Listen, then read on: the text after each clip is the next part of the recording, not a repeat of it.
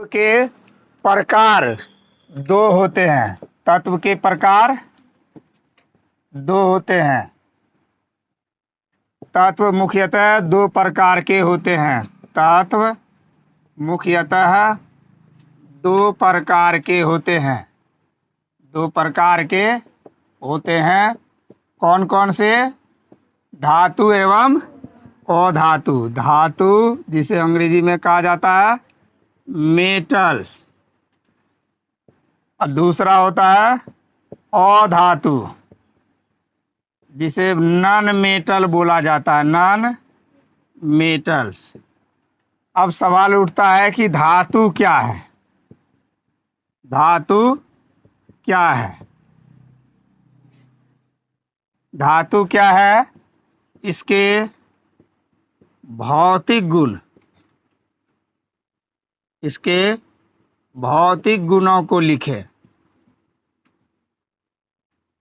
इसके भौतिक गुणों को लिखें। तो हम लोग धातु के विषय में जानते हैं कि धातु वे होते हैं जो कठोर होते हैं, चमकीले होते हैं, औघातवर्ध एवं तन्य होते हैं, जिसके गलनांक एवं क्वथनांक उच्च होते हैं, जिसमें खन या झन की आवाज़ होती है। ये सारे गुण जिसमें पाए जाते हैं उसे क्या कहते हैं? धातु कहते हैं। धातु दोनों अवस्था में पाया जाता है, ठोस और द्रव। ठोस और द्रव। तो ठोस द्रव अवस्था में एकमात्र ऐसे धातु है जो पाया जाता है जिसे हम लोग पारा बोलते हैं। इसे क्या बोलते हैं? पारा। तो धातु की परिभाषा अगर हम देंगे तो क्या परिभाषा लिखेंगे? वे तत्व, वे तत्व, वे तत्व जो कठोर होते हैं, वे तत्व जो कठोर होते हैं एवं जिसमें औघातवर्ध्यता एवं तन्यता का गुण पाया जाता है। औघातवर्ध्यता एवं तन्यता का गुण पाया जाता है। तन्यता का गुण पाया जाता है, पाया जाता है, उसे धातु कहते हैं। उसे धातु कहते हैं। जैसे जैसे शुरुआत अगर हम लोग करें धातु से, तो ये तो हम लोग बोलचाल में जान ही रहे हैं कि लोहा धातु है, सोना धातु है, चांदी धातु है, कैल्शियम धातु है, एल्युमिनियम धातु है, एल्युमिनियम धातु है, जस्ता धातु है। इसी प्रकार से हम लोग लिथियम, बेरिलियम, इन सबों के बारे में भी जानेंगे। ये भी क्या है? धातु है। लिथियम इत्यादि अनगिनत धातु के संख्या के बारे में हम लोग जाने हैं कि 92 है। तो कुछ धातुओं का उदाहरण हमने दे दिया। धातु के भौतिक गुण अब लिखेंगे। धातु के भौतिक गुण, भौतिक गुण। धातु के भौतिक गुण जो अभी बता रहे थे कि कौन कौन से गुण आते हैं भौतिक गुण में। धातु कठोर होते हैं, धातु कठोर एवं चमकीले होते हैं। चमकीले भी होते हैं, इसमें भी एक विशेष प्रकार की चमक होती है। कठोर एवं चमकीले होते हैं, चमकीले होते हैं। इसमें हम लोग अपवाद में लिखेंगे पारा। अपवाद पारा, यानी पारा जो होता है चमकीला तो होता है, लेकिन पारा कठोर नहीं होता है। पारा किस अवस्था में पाया जाता है? द्रव अवस्था में। हमेशा याद रखोगे कि एकमात्र पारा ऐसा धातु है जो सामान्य ताप पर द्रव अवस्था में पाया जाता है, अर्थात कमरे के ताप पर किस अवस्था में पाया जाता है? द्रव अवस्था में। तो सभी धातुएं कठोर होते हैं, केवल किसे छोड़कर? पारा को छोड़कर। और सभी धातुओं में एक विशेष प्रकार की चमक पाई जाती है। पारा में भी चमक होता है, सिल्वर जैसा, चांदी के जैसा चमक होता है पारा में भी। दूसरा गुण हम लोग जानेंगे कि धातु विद्युत एवं ऊष्मा के सुचालक होते हैं। धातु विद्युत एवं ऊष्मा के सुचालक होते हैं। लिखेंगे धातु विद्युत एवं ऊष्मा के सुचालक होते हैं। ऊष्मा के सुचालक होते हैं। ऊष्मा के, विद्युत एवं ऊष्मा के सुचालक होते हैं। अपवाद में लिखना है ग्रेफाइट। विद्युत एवं ऊष्मा के सुचालक होते हैं, अपवाद में ग्रेफाइट। अब इसे समझ लेते हैं। सुचालक शब्द का अर्थ क्या होता है? सु का मतलब होता है अच्छे तरीके से, चालक मतलब चलाने वाला। विद्युत को जो चलाने में मदद करता है, अर्थात विद्युत को गमन करने में जो मदद करता है विद्युत और ऊष्मा को, उसी को सुचालक कहते हैं। जैसे हम लोग देखते हैं विद्युत को एक स्थान से दूसरे स्थान ले जाना है तो कॉपर के, एल्युमिनियम के तार का प्रयोग करते हैं ना, लोहे का भी प्रयोग करेंगे तो चलेगा? चलेगा या नहीं? जितने भी प्रकार के धातु है सबों से विद्युत को एक स्थान से दूसरे स्थान ले जाया जा सकता है, लेकिन ज़्यादा पैमाने पर हम लोग उपयोग करते हैं एल्युमिनियम, तांबा और चांदी का। तो चांदी महंगे होने के कारण बहुत कीमती उपकरणों में थोड़ा बहुत उपयोग किया जाता है, लेकिन बड़े पैमाने पर तांबा का उपयोग किया जाता है। तो याद रहेगा कि सुचालक का मतलब होता है जो एक स्थान से दूसरे स्थान तक विद्युत और ऊष्मा को ले जाने में मदद करता है, उसी को सुचालक कहा जाता है। तो धातु विद्युत और ऊष्मा को एक स्थान से दूसरे स्थान तक आसानी से ले जा सकता है। उदाहरण के तौर पर हम लोग देख ही रहे हैं कि विद्युत उत्पादन कहाँ होता है और हम लोगों के घर तक किसके माध्यम से आया है? तार के माध्यम से आया है, जो कि धातु का बना होता है। अब ऊष्मा का चालक कैसे करता है? तो हम लोग उदाहरण के तौर पर यह जान ले कि ऊष्मा को का चालन कैसे होता है। अगर एक मोमबत्ती को हम जला ले, एक मोमबत्ती जला लिए, ठीक है, और एक सुई या एक कील को हम लोग क्या करते हैं, किसी भी ज्वाला में उसके नोक को कुछ देर तक पकड़ कर रखेंगे। तो कुछ देर में हम देखेंगे कि इस कील का नोक जो गर्म होगा, धीरे धीरे ये आग के संपर्क में रहते हुए गर्म होकर इतना गर्म होते होते हमारे उंगली तक, यहाँ जो पकड़े रहेंगे, इस उंगली तक ताप पहुँच जाएगा कि कुछ देर बाद उंगली में जलन का महसूस होने लगेगा।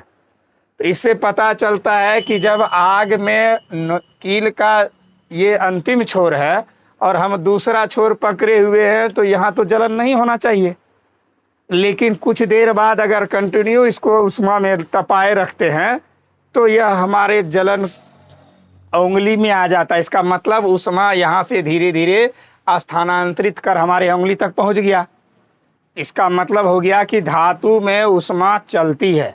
इसी कारण से हम लोग देखते हैं लोहार जब लोहे को गर्म करता है दूसरे छोर को, तो पहले छोर को हाथ से सीधे नहीं पकड़ता है, इसको पकड़ने के लिए एक विशेष प्रकार के चिमटे का प्रयोग करता है ताकि उसके हाथ में जलन ना हो। तो इससे पता चलता है कि ऊष्मा एक स्थान से दूसरे स्थान तक गमन करता है धातु में, इसीलिए ऊष्मा का सुचालक है। यानी धातु जो होता है ऊष्मा का भी सुचालक होता है और विद्युत का भी सुचालक होता है। लेकिन अपवाद में ग्रेफाइट क्यों लिखे हैं? तो ग्रेफाइट धातु नहीं है, अधातु है, और अधातु होते हुए भी यह क्या करता है? विद्युत और ऊष्मा का सुचालक करता है। अपवाद में यह बात हमेशा ध्यान में रखना है कि ग्रेफाइट धातु ना होते हुए भी विद्युत और ऊष्मा का सुचालक करता है। तीसरा भौतिक गुण लिखेंगे, धातु अघातवर्ध्य एवं तन्य होते हैं। धातु अघातवर्ध्य एवं तन्य होते हैं। तन्य होते हैं। धातु अघातवर्ध्य एवं तन्य होते हैं। धातु अघातवर्ध्य एवं तन्य होते हैं। अब इसमें जानते हैं ये दो शब्द का मतलब। अघातवर्ध का मतलब होता है जब किसी पदार्थ को पीट पीट कर पतले रूप में परिणत किया जा सकता है, पतले चादर में, तो यह गुण क्या कहलाता है? अघातवर्ध्यता गुण कहलाता है। यह गुण धातु में पाया जाता है। हम लोग लोहार को देखते हैं कि लोहे के एक छोटे मोटे टुकड़े को पीट पीट कर बहुत चौरस तरह तरह की आकृति में वह बदल देता है। क्या यह धातु के अलावा दूसरे पदार्थों में संभव है? नहीं संभव है। धातु के अलावा अगर हम पत्थर के टुकड़े ले ले और उसको पीट कर चौरस करने में लग जाए, संभव होगा? चकनाचूर हो जाएगा। तो धातु में खासियत होता है कि उसमें अघातवर्ध्यता का गुण पाया जाता है। अघातवर्ध्यता का मतलब हथौड़े से पीटने पर उसके पतले पत्थरों में परिणत होने की गुण को क्या कहते हैं? अघातवर्ध्यता। एवं तन्यता का गुण। तन्य का मतलब होता है लंबा होना, खींचकर लंबा होना। जब किसी पदार्थ को खींचकर लंबा किया जा सकता है तो वह गुण तन्यता का कहलाता है। आज धातु में यह गुण मौजूद है। इसी वजह से हम लोग देखते हैं कि तार का जो निर्माण किया गया है, एक पतले से रेशे में तार को की मात्रा को एक स्थान से दूसरे स्थान तक विद्युत ले जाने में किया जाता है ना, लंबे अवस्था में करने के लिए। इसी प्रकार हम लोग देखते हैं आज बहुत कम मात्रा में सोने और चांदी को क्या कर लिया जाता है? हमारे गले का हार बना लिया जाता है, जो बहुत अल्प मात्रा में लंबा करके उससे तरह तरह के आभूषण तैयार कर लिए जाते हैं। तो इसका मतलब है कि धातु में अघातवर्ध्यता का भी गुण होता है और तन्यता का भी गुण होता है। अब यह निर्भर करता है कि सबसे ज़्यादा यह गुण किस में होता है। तो याद रखना है, अघातवर्ध्यता एवं तन्यता का सबसे ज़्यादा गुण सोना एवं चांदी में होता है। अघातवर्ध्यता का सबसे ज़्यादा गुण सोना एवं चांदी में होता है। उसी तरह विद्युत और ऊष्मा के सुचालक का सबसे ज़्यादा गुण अभी मैंने बताया चांदी और तांबा में। विद्युत का चालन सबसे ज़्यादा कौन करता है? कौन धातु? चांदी और तांबा। याद रहेगा ना। इसके बाद चौथा गुण हम लोग जानते हैं। तो चौथा गुण होता है धातु का गलनांक एवं क्वथनांक उच्च होता है। धातु का गलनांक एवं क्वथनांक उच्च होते हैं। गलनांक एवं क्वथनांक उच्च होते हैं। गलनांक एवं क्वथनांक उच्च होते हैं। तो गलनांक शब्द का अर्थ हम लोग जान ले। गलनांक और क्वथनांक क्या होता है? तो गलनांक का मतलब गलाने की क्रिया। जब गलाने की क्रिया में एक बहुत ज़्यादा तापमान की ज़रूरत पड़े, इसका मतलब तापमान उसका उच्च हो गया। जैसे लोहा, क्या लोहा को हम लोग घर में किसी पात्र में बर्तन में रख कर जैसे चावल को गलाकर भात बना लेते हैं उबाल कर, क्या लोहा को उबाल लेंगे? नहीं। इसके लिए 1500 से भी ऊपर टेम्परेचर की ज़रूरत होती है, जो कि भट्टियों के माध्यम से कारखानों में गलाया जा सकता है। घर में संभव है? नहीं है। तो किसी भी प्रकार के धातुओं के गलनांक और क्वथनांक की बात करेंगे, इसके लिए बहुत उच्च ताप की ज़रूरत होती है, तब गलना इसका संभव होता है। इसलिए हम लोग जानते हैं कि धातु के गलनांक एवं क्वथनांक उच्च होते हैं। पांचवा गुण लिखेंगे, क्वथनांक का मतलब होता है जब कोई पदार्थ उस ताप पर जिस पर कि वह उबलने लगे। क्वथनांक का परिभाषा, क्वथन का परिभाषा हम लोग पढ़े थे ना, द्रव का क्वथन। जिस ताप पर द्रव उबलने लगता है वह क्वथन कहलाता है, और जिस ताप पर उबलता है उस ताप को क्वथनांक कहा जाता है क्वथनांक। जैसे द्रव का क्वथनांक 100 डिग्री सेल्सियस, क्योंकि 100 डिग्री सेल्सियस पर क्वथन द्रव उबलने लगता है। ठीक उसी प्रकार अब लोहे को गलाना है, तो लोहे के लिए 1535 डिग्री टेम्परेचर पर अगर उसको गर्म करेंगे ना, तो लोहा का भी जो पदार्थ होगा वह पानी की तरह उबलने लगेगा, खौलने लगेगा। जो टब में जैसे बर्तन में पानी देखते हैं ना उबलता है, उस तरह से उबलने लगेगा। तो उबलना कहलाता है हमारा क्वथनांक, जिस ताप पर उबलता है। और पिघलने की क्रिया गलना। कोई दिक्कत? अब इसके बाद अंतिम एक और गुण लिखते हैं कि धातु में खन और झन की आवाज होती है। धातु में खन या झन की आवाज होती है। खन या झन की आवाज होती है। झन की आवाज होती है।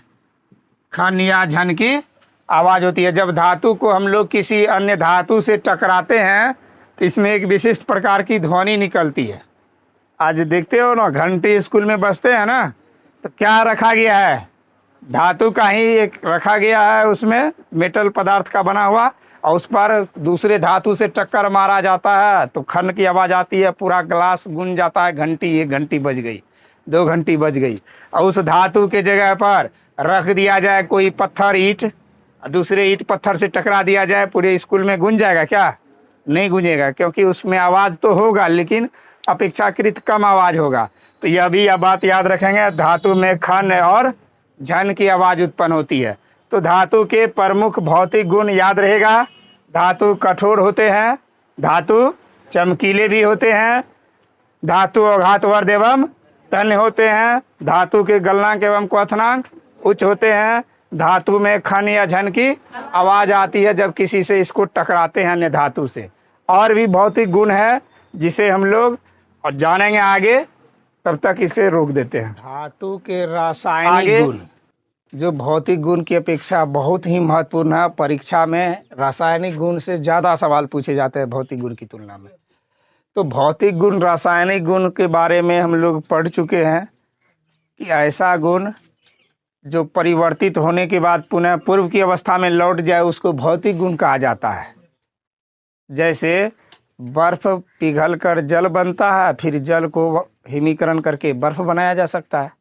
जल का बर्फ बनना कौन गुण कहलाएगा? भौतिक गुण, क्योंकि पूर्व की अवस्था में लौट जाता है। तो साधारण सी बात है, हमेशा याद रखना है कि जो पूर्व की अवस्था में लौट जाए वह भौतिक गुण। जैसे हम यह शर्ट खोल कर रख दे, बदल जाएगा शरीर का डिजाइन, और फिर पहन ले, तो ये जो परिवर्तन दिखा, कैसा परिवर्तन? भौतिक परिवर्तन। जो पहले की अवस्था में बदल भी गए फिर आ भी गए। तो भौतिक परिवर्तन का सीधा तात्पर्य हो गया कि जिस परिवर्तन में कोई भी वस्तु पहले की अवस्था में वापस लौट जाए, भौतिक परिवर्तन। इसके उदाहरण जल का बर्फ बनना, बर्फ का जल बनना, मोम का पिघलना और फिर पिघल कर फिर पिघला हुआ मोम जम कर मोम बनना, ये भी क्या उदाहरण हो जाएगा? भौतिक।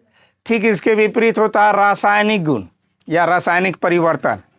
ऐसा परिवर्तन जो एक बार बदले जाने के बाद दोबारा पूर्व की अवस्था में संभव ही नहीं है लौटना। जैसे दूध से दही बनना, दही से दूध का पॉसिबल नहीं है। पौधे का वृद्धि होना, अभी पौधे बीज से पौधे बड़े हो गए फिर छोटा हो जाएगा, पॉसिबल नहीं है। फल का काटना, जैसे चाकू से कोई फल हम काट लिए फिर से उसको पूरा फल, संपूर्ण फल बना लेंगे? नहीं। हम तर्क कर लेंगे कि जो एक बार दूसरे अवस्था में परिणत हो गया पूर्व की अवस्था में लौट सकता है, या देख लेंगे कल्पना करके कि संभव है। तो भौतिक परिवर्तन संभव नहीं है, रासायनिक परिवर्तन। जैसे उदाहरण के तौर पर हम कहेंगे मोमबत्ती का जलना, मोमबत्ती का जलना, मोमबत्ती, मोम में जो बत्ती होता है, रासायनिक परिवर्तन, जल गया जो फिर से संभव नहीं है। गाड़ी में तेल, डीजल, पेट्रोल इत्यादि का जलना, रासायनिक परिवर्तन। एलपीजी गैस से घर में खाना बनाते हैं, एलपीजी का जलना, रासायनिक परिवर्तन, यानी पूर्व की अवस्था में नहीं लौट सकता। तो हम लोग इसी से परिचित होने वाले हैं कि धातु के ये रासायनिक गुण हैं जो एक बार बदल गया तो फिर पूर्व की अवस्था में नहीं आ सकता है। तो एक एक करके जानते हैं कि सबसे पहले धातु जब ऑक्सीजन के साथ अभिक्रिया करती है तो ये कैसा बदलाव लाता है। तो याद रहे, जब धातुएं ऑक्सीजन के साथ अभिक्रिया करती है तो धातु के ऑक्साइड बनाते हैं। क्या बनाते हैं? धातु के ऑक्साइड बनाते हैं। और धातु के ऑक्साइड प्रायः क्षारीय होते हैं, मतलब अधिकांश क्षारीय होते हैं, टोटल 100% नहीं, प्रायः क्षारीय होते हैं। उदाहरण के तौर पर हमने लिखा भी है कि सोडियम को ऑक्सीजन की उपस्थिति में अभिक्रिया कराया जाता है, संयोग कराया जाता है, तो ये सोडियम मोनोऑक्साइड हो जाता है। मैग्नीशियम को ऑक्सीजन से अभिक्रिया कराया जाता है तो मैग्नीशियम ऑक्साइड हो जाता है। तो ये जो है हमारा क्षारीय प्रकृति का हो गया, ये भी क्षारीय है और ये भी क्षारीय है। लेकिन हमने जो यहाँ परिभाषा में लिखा है प्रायः, प्रायः का मतलब 100% नहीं, अधिकांश।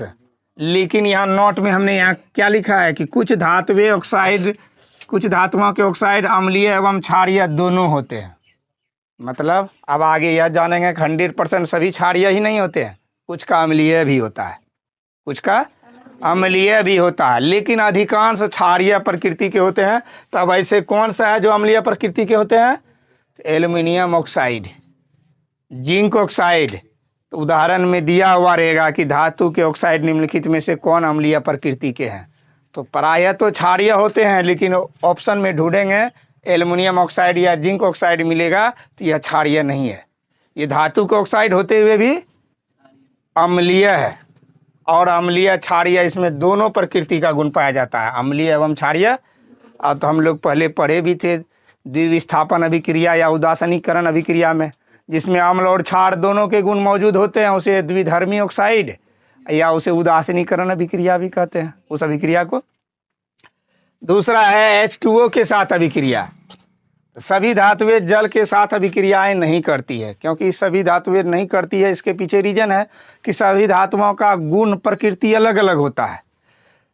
अभिक्रियाशीलता के आधार पर धातु को 3 वर्गों में बांटा गया: बहुत तीव्र अभिक्रियाशील धातुएं, बहुत मंद अभिक्रियाशील धातुएं और मध्यम अभिक्रियाशील धातुएं।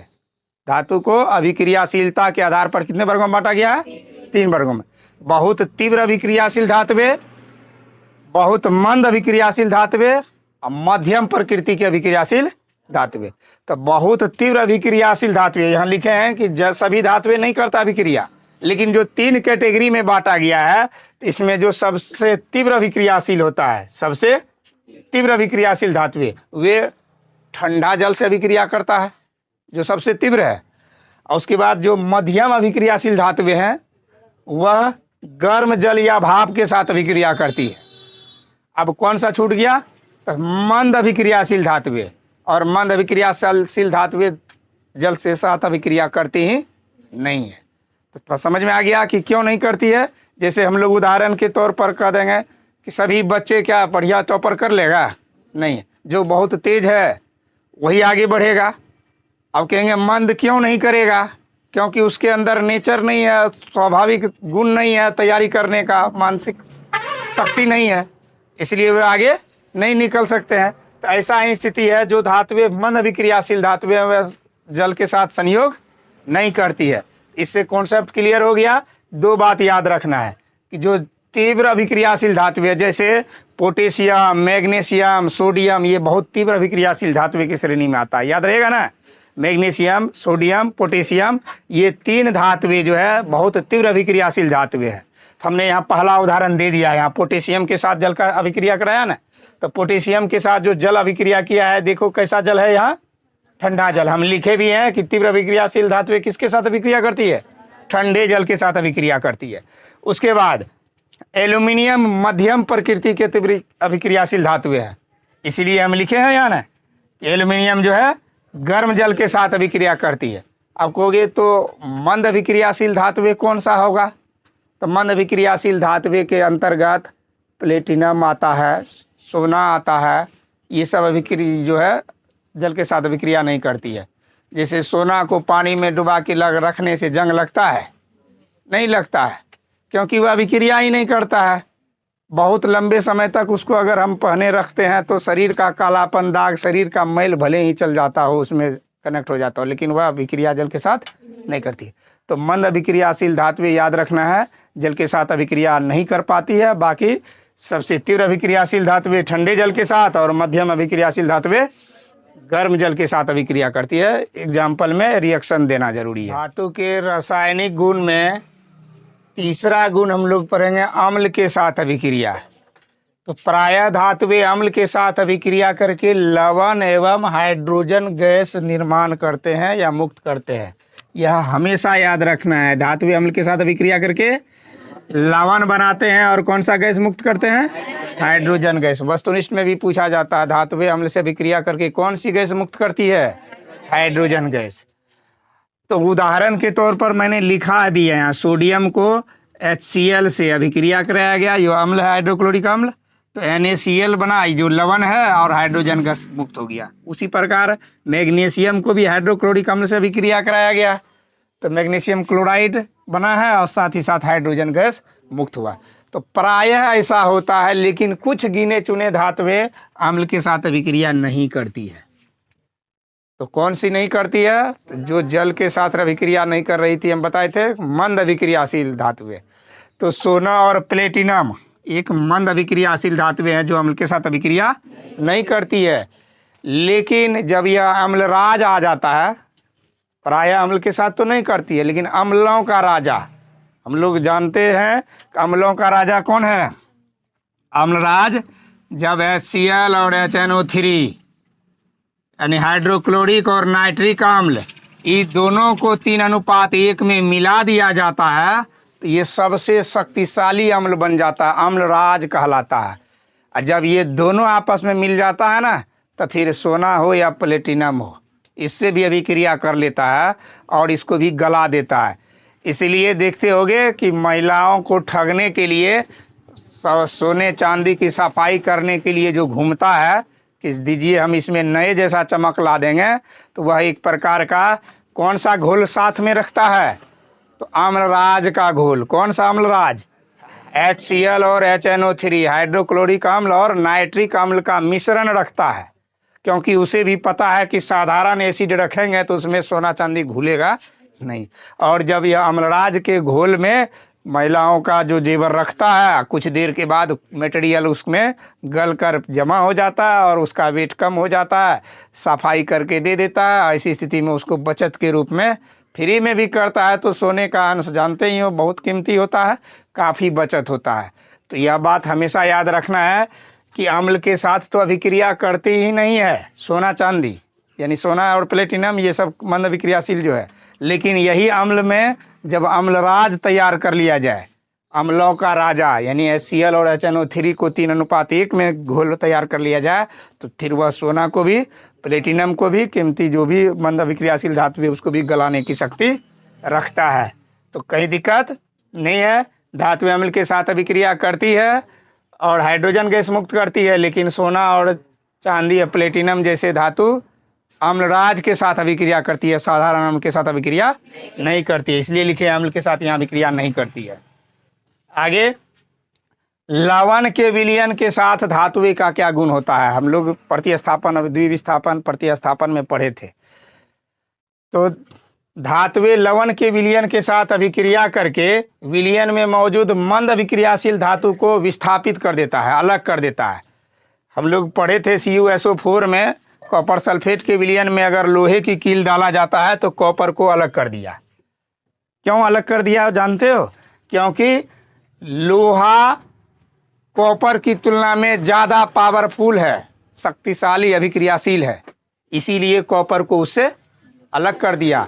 लेकिन जब लोहा से भी ज़्यादा पावरफुल मिल जाए अभिक्रियाशील धातु, तब तो लोहा को भी जगह बदल देगा।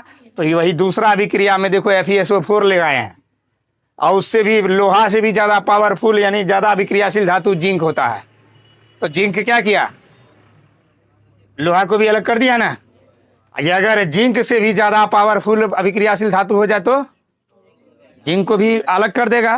तो यह बात हमेशा याद रखना है कि विलयन के साथ जब भी अभिक्रिया होता है तो जो विस्थापित करता है मंद अभिक्रियाशील या अपेक्षाकृत कम अभिक्रियाशील धातुएं होती है, जिसको विलयन से अलग कर देता है, और जो अभिक्रियाशील धातुएं होती है, अभिक्रिया में संयोग किया जाता है, वह कहीं ना कहीं अपेक्षाकृत तीव्र अभिक्रियाशील धातुएं होती है। तो इसमें कॉपर और फेरस में तीव्र अभिक्रियाशील धातु कौन सा होगा? फेरस।